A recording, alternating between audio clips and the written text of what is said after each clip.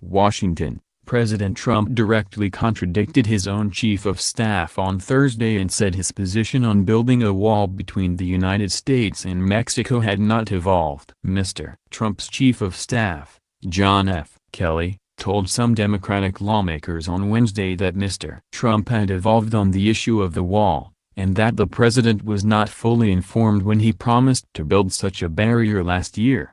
In an early morning Twitter post, Mr. Trump took the unusual step of publicly pushing back against his own White House, signaling a disconnect between the president and his staff at a critical time of negotiations with Congress to avoid a government shutdown.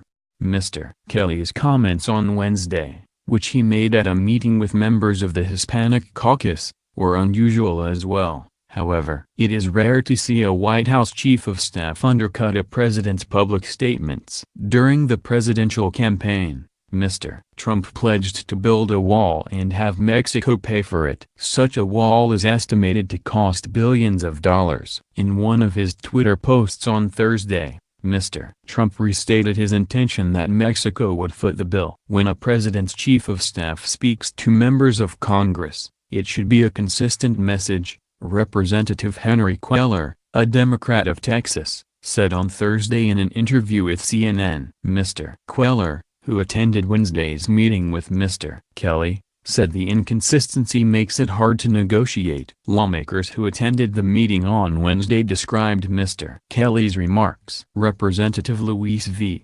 Gutierrez, a Democrat of Illinois who was at the meeting, said Mr. Kelly told the group that a 50-foot wall from sea to shining sea isn't what we're going to build. Mr. Gutierrez told reporters that Mr. Kelly referenced Mr. Trump's campaign promises to build a wall and said, "There were statements made about the wall that were not informed statements." Congress is currently working on a deal that would protect some 780,000 young immigrants from deportation. During the meeting on Wednesday, Mr. Kelly relayed confidence that negotiations would move forward for a permanent solution to preserve protections under the Deferred Action for Childhood Arrivals Program, or DACA, the Obama-era policy that Mr. Trump moved in September to end. In a Twitter post later on Thursday morning, Mr. Trump said there would be no such deal without a wall. The president had recently started to water down his statements about building the wall and told lawmakers last week that 2,000 miles of wall would not be needed because of natural barriers. The wall is estimated to cost $18 billion over the next 10 years and cover 900 miles of the southern border, according to a spending plan submitted to Congress earlier this year.